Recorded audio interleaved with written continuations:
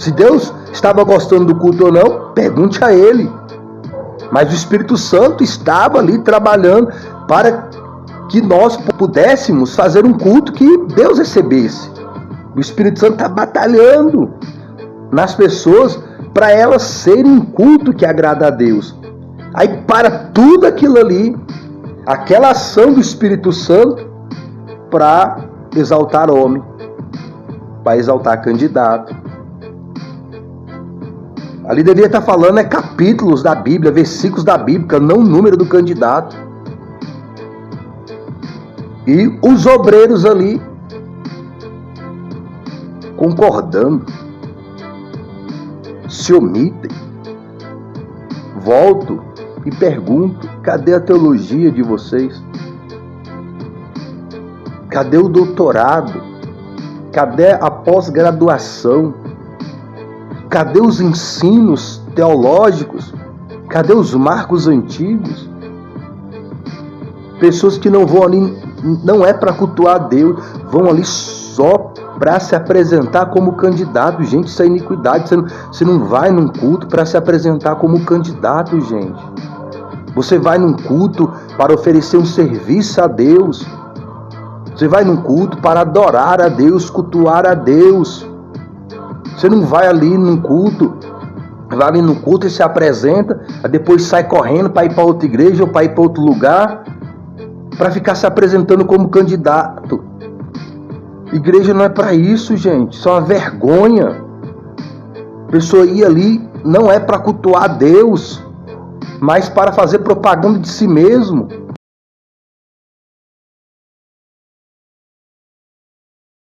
Há uma enorme diferença dos profetas de hoje, dos líderes de hoje, dos obreiros de hoje, dos profetas líderes que estavam na direção de Deus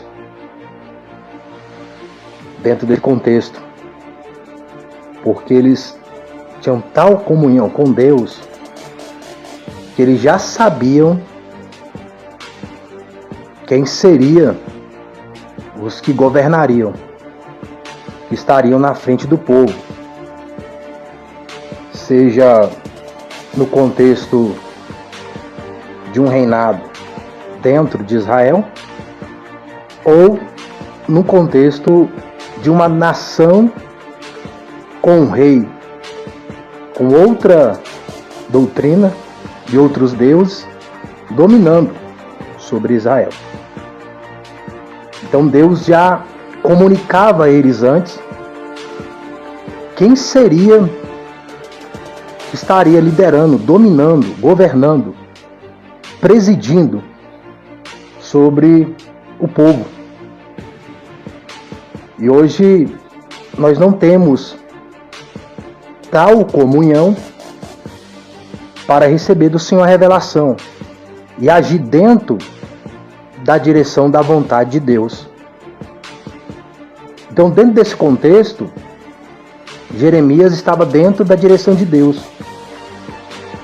E aqueles que profetizavam para Zedequias estavam fora da direção de Deus, os falsos profetas. Então, falavam o que o rei queria ouvir.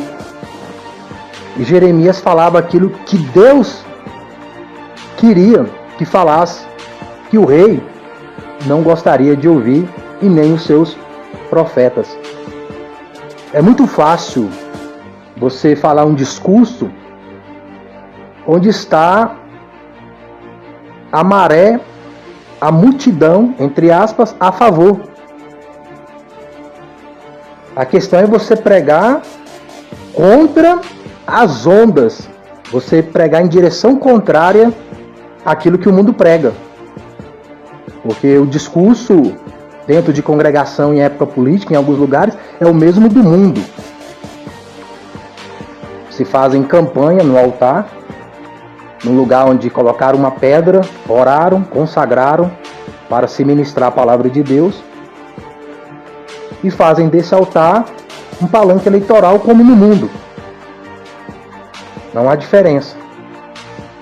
E como não se tem visão do futuro e nem revelação de Deus, se fazem campanha para candidatos X ou Y. Não sabem qual é a vontade de Deus. Estão supondo ser a vontade de Deus.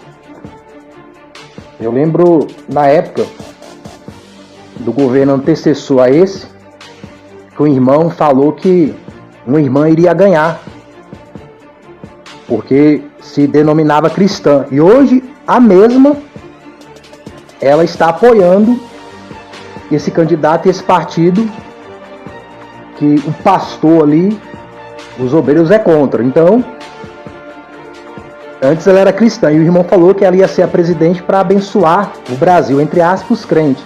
Nem para o segundo turno ela foi. E Deus tinha dado visão ao irmão desse mesmo local. Ele falou com algumas pessoas que quem ganharia a eleição seria a candidata do outro partido, a qual é demonizado hoje por essa congregação, que não foi na época daquele governador, para disciplinar os crentes e fazê-los voltar a orar, não pelas coisas deste mundo, mas pelas coisas do céu. E realmente, a candidata desse partido hoje, que é demonizada, ela ganhou. E realmente os crentes voltaram a orar, voltaram a se humilhar, deixaram o contexto político de lado, pararam de fazer campanha, pararam de usar o púlpito como palanque eleitoral e começaram a pregar arrebatamento, a volta de Jesus, o Evangelho de Cristo, como único Senhor e Salvador. E Deus começou a restaurar, começou a renovar. O povo foi se voltando para Deus. Quando foi em outra eleição, aí Deus levantou o presidente atual. A igreja, em vez de continuar na pegada de anunciar o céu, a volta de Cristo, de se humilhar, de orar, o que está fazendo? Está voltando a fazer do culto campanha eleitoral e do altar a Deus.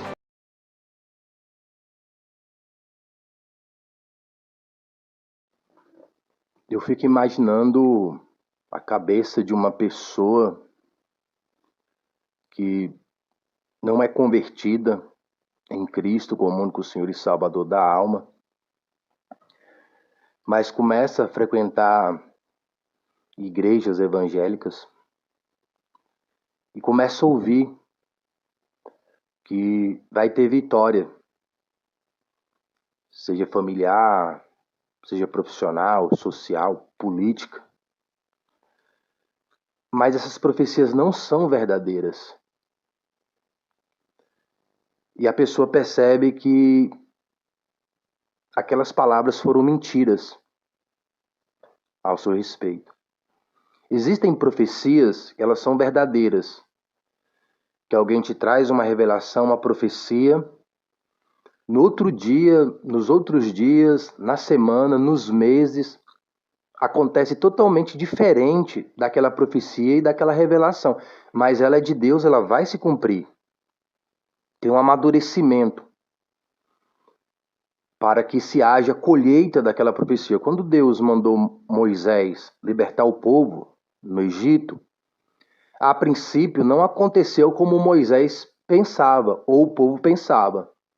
Ele entregou o recado a Faraó e Faraó aumentou a carga de serviço e a dificuldade. Então ficou mais difícil ainda depois da profecia, porque a tendência é a gente pensar que as coisas vão ficar mais fáceis. Quando a gente escuta uma profecia, uma revelação, vem aquela sensação de segurança e de paz. Mas porque as pessoas não são instruídas, ou elas não têm maturidade para entender a profecia. E até esse processo das coisas aparentemente dando errado, é Deus nos amadurecendo para receber aquilo que Deus tem para nossas vidas. Mas existem profecias que realmente elas não são de Deus, elas não vão se cumprir, porque elas não vêm de Deus. A profecia, quando é de Deus, ela se cumpre. Porque Deus conhece o amanhã como se fosse ontem. Então, quando é Deus falando, não tem essa de falar, mas porque aconteceu isso, porque teve fraude, porque teve coisa errada, porque aconteceu tal situação, por isso não se cumpriu. Não, Deus, quando Ele te traz uma revelação, Ele já conhecia essas situações antes mesmo delas acontecerem para nós. Então, Deus não é pego de surpresa.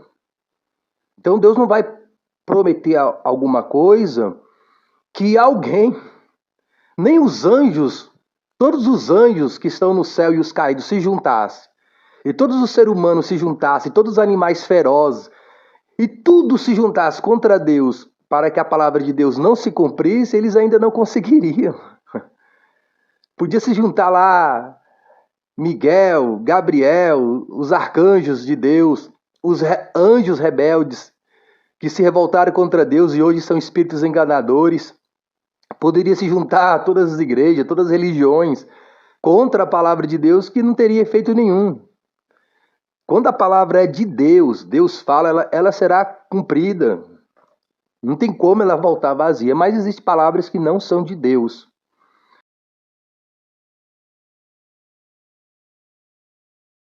Arrepender, não, é por causa que dos outros lá que votaram lá, não, é por causa do outro. Não, não é por causa de nós, não. Não é por causa de nós que está tendo a dificuldade, não é por causa do outro, é dos outros. Ah, Senhor, mas não expulsei demônio, não curei enfermo, não preguei em teu nome, vós que pratiquei iniquidades, apartai-vos de mim. Tenho amizade com vocês, não. Vocês fizeram aliança com Roma. Como é que a igreja católica surgiu? Foi nessa mesma pegada que a igreja evangélica está hoje. Deus sempre teve com a igreja, sempre prosperou os crentes, e em uma época que os crentes eram menosprezados pelos políticos, que na congregação não tinha pessoas nem com o segundo grau completo, às vezes nem com o primeiro grau, não tinha curso teológico, não tinha faculdade teológica, e Deus abençoou os crentes, abençoou os filhos dos crentes, prosperou, aumentou a igreja, aumentou o salvo, tinha mais cura, tinha mais milagre. Nenhum político ia lá na igreja fazer campanha. Como é que pode? Pessoa ir na igreja ali só para se apresentar como candidato. Ele foi do meu lado lá, mais outro, foi lá, se apresentou e correu para outra igreja, ainda esqueceram a Bíblia do meu lado. Não tem. O pastor ainda enfatizou, não, ele tem que ir para outro lugar, porque é época de. Ué, rapaz, você vai num culto, é para cultuar a Deus, adorar a Deus.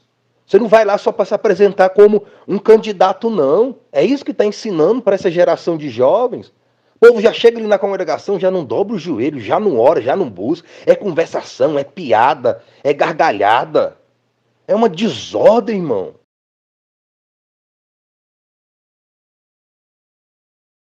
O conteúdo lá do vídeo dele era se crentes deveriam fazer manifestações. E ele, usando esse texto, contextualizou que as pessoas não deveriam só orar, mas deveriam agir. É interessante que coloca oração como só. Isto é, como se orar fosse pouca coisa, né? Como se o ato de orar já não fosse uma ação espiritual que move a mão de Deus. Porque o que move a mão de Deus é a oração. O orar move a mão de Deus à ação, a qual nós precisamos, segundo a vontade de Deus. E as pessoas que foram comentando no canal desse, entre aspas, pastor, foram desdenhando a oração. E uma coisa que eu reparei na fala dele é que quando ele falava do céu, do arrebatamento, da Nova Jerusalém, ele falava desdenhando, como que os crentes que têm essa inspiração fossem medíocres. E que as pessoas deveriam manifestar, e contextualizando no sentido da pessoa orar e ter que trabalhar. A pessoa não deve só orar, mas ela deve trabalhar para ter o seu sustento diário. Mas a questão é, Deus não mandou que as pessoas não trabalhassem. Deus mandou para que as pessoas trabalhassem, que o homem teria do suor da sua testa. Então veja a artimanha, a sutileza da serpente. Ele pegando um texto e descontextualizando ele dentro do contexto bíblico. Deus falou para você orar, mas falou para você trabalhar. Ele não falou só para você orar. Ele falou para você trabalhar. E ele não falou só para você trabalhar, ele falou para você orar. Aí ele contextualizando isso no contexto das manifestações, que você não deveria só orar, você deveria manifestar também, contextualizando como no trabalho secular, no contexto de você prosperar, estudar e etc. Mas a questão é, Deus mandou você manifestar como Deus mandou você trabalhar? Porque preguiça é pecado. Agora, a questão é, Deus mandou a igreja manifestar na porta dos quartéis? Então manifeste. Se Deus lhe mandou manifestar. Agora, se Deus não mandou você manifestar na porta dos quartéis, o que você está fazendo lá e incentivando as pessoas a irem, se Deus não mandou? Então a questão aqui é se Deus mandou ou não mandou.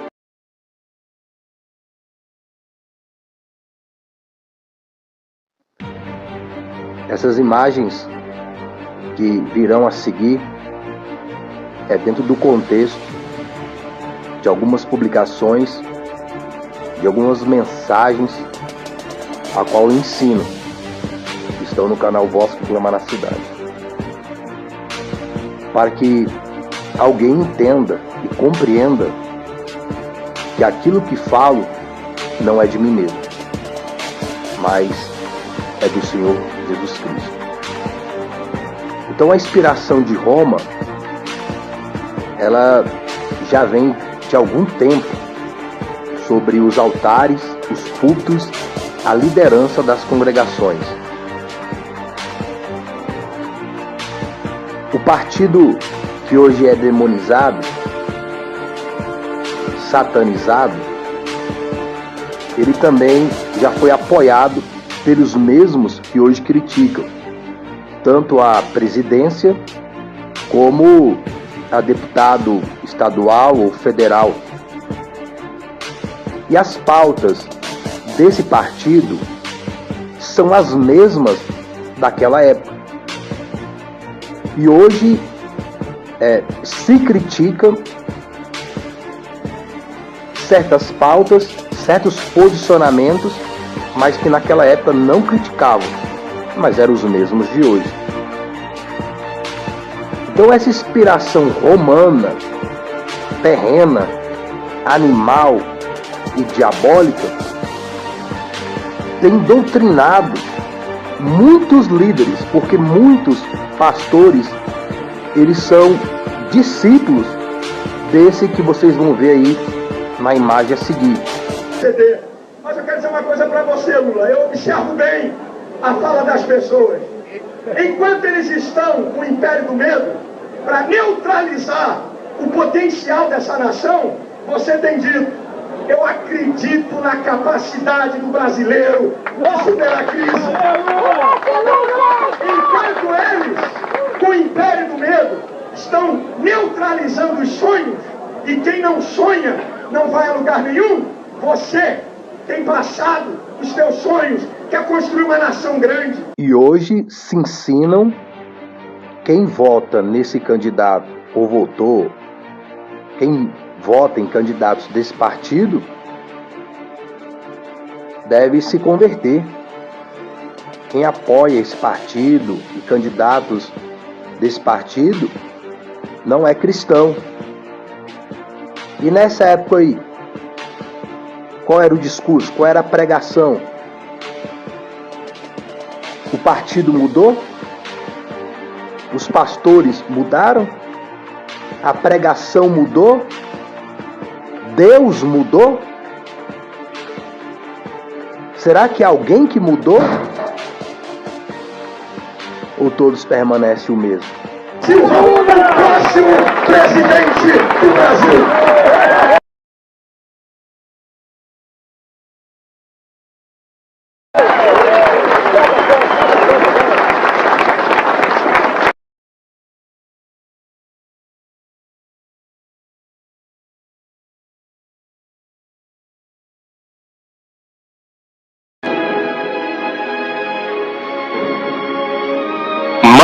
Cornélio subiu ao trono no ano 161 da era cristã. Era um homem de natureza rígida e severa, e embora elogiável no estudo da filosofia e em sua atividade de governo, foi duro e feroz contra os cristãos, e desencadeou a quinta perseguição.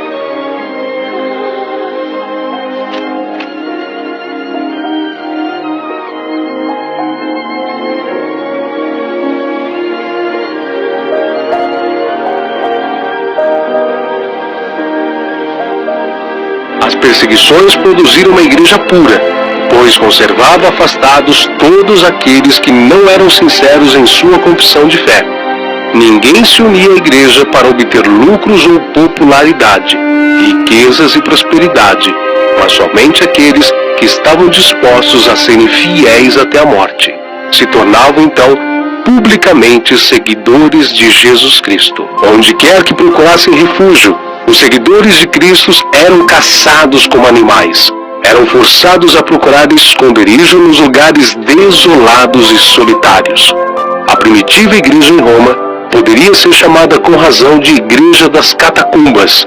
Sob a mais atroz perseguição, esses cristãos se conservaram incontaminados em sua fé, privados de todo conforto, excluídos da luz do sol, tendo lar no seio da terra, obscuro mas amigo, não faziam queixa alguma. Provações e perseguições não eram senão passos que os levavam para mais perto de seu descanso e recompensa. Existem várias catacumbas em Roma. Em sua extensão, os arqueólogos já descobriram mais de 1000 quilômetros de galerias, e ainda existem muitas outras. Estas galerias têm uma altura de 2 metros, e uma largura aproximada de 1 metro a 1,5 metros, e contém a cada lado várias fileiras de recessos longos, baixos ou horizontais, um acima de outro, ao modo de beliches de barco. Nesses espaços eram colocados os cadáveres e eram bem fechados com uma simples lápide de mármore, ou com várias lajes de terra cozida. Em vários desses sepulcros há gravados nomes e símbolos. Os mais frequentes símbolos cristãos nas paredes das catacumbas são o pastor com o cordeiro em seus ombros, âncoras, coroas, videiras e o peixe. Também nas regiões da Capadócia, na Turquia, os cristãos se refugiavam em cavernas cavadas nas rochas vulcânicas. Ali, viviam milhares deles escondidos dos soldados romanos em cidades subterrâneas. Nas cidades, haviam cisternas para armazenagem de azeite de oliva, armazéns de alimentos, cozinhas com sistema de exaustão para dispersar a fumaça, de forma que não fosse notada na superfície, poços de água, templos de culto e até 52 tubos, formando um incrível sistema de ventilação para que o ar entrasse e percorresse todos os níveis até os mais inferiores. Lá dentro eles nunca sabiam quando era noite ou dia, e as entradas eram protegidas com pesadas portas redondas de pedra. Durante muitos anos, os cristãos usaram estes túneis e suportaram enormes sofrimentos para preservarem a sua fé. Constantino foi proclamado imperador romano no ano 306 e não tinha nenhum sentimento para com os cristãos. Sempre adorou o deus sol romano Apolo, mas suas ideias sobre o cristianismo iriam mudar. Em uma de suas batalhas, ocorreu que, chegando próximo ao local de conflito, percebeu que tinha feito um erro de cálculo e estava em desvantagem na batalha. Então, o exército sentiu-se sem esperanças e perto da derrota, quando, de repente, Constantino se surpreendeu por uma luz no céu. Ele disse que a luz tinha a forma das letras X e P, que em grego são as primeiras letras da palavra Cristo. Abaixo do símbolo reluzente estava escrito: sob esse sinal vencerás. Constantino interpretou esse sinal como vindo de Jesus Cristo. No dia seguinte, Constantino mandou que pintassem um sinal semelhante à cruz nos escudos dos soldados, e conseguiu uma vitória esmagadora sobre o inimigo.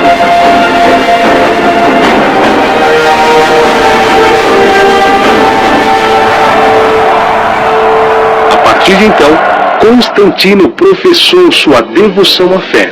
Para ele, Jesus Cristo era o Deus das batalhas sangrentas e varão de guerra, ao invés de ser um Deus misericordioso, perdoador e príncipe da paz.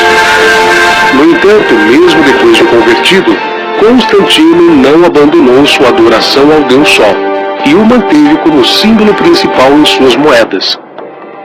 Além de matar seu filho Crispo pela simples acusação da madrasta, e mandou também sufocar no banho sua mulher Fausta. Em 313, foi proferido o Edito de Milão, concedendo a liberdade religiosa a todos os povos. Antigamente, Satanás lutava contra a igreja, mas não teve grande êxito. Então, resolveu mudar de estratégia e, ao invés de lutar contra, aliou-se a ela, dando-lhe a religião oficializada do Império através do seu vaso, o imperador Constantino. Logo, toda a corte se converteu à nova religião, e aqueles que eram contra os cristãos passaram a serem a favor. O Papa, e não Jesus, passou a ser o Supremo e considerado o infalível. Toda obediência era devida à Igreja Católica Romana. Com a entrada de Constantino, a Igreja primitiva perdeu a sua identidade. Antes de Constantino, a Igreja crescia e Satanás era derrotado. Depois de Constantino, deu-se ao contrário. A Igreja passou a ter glória, riqueza e poder. Satanás passou então a ser o vencedor. Satanás havia mudado a sua estratégia. Não mais investiu contra a vida dos cristãos, mas investiu na fama, na prosperidade, no luxo e nas honras sociais. A Igreja passou a ter poder político e controle social.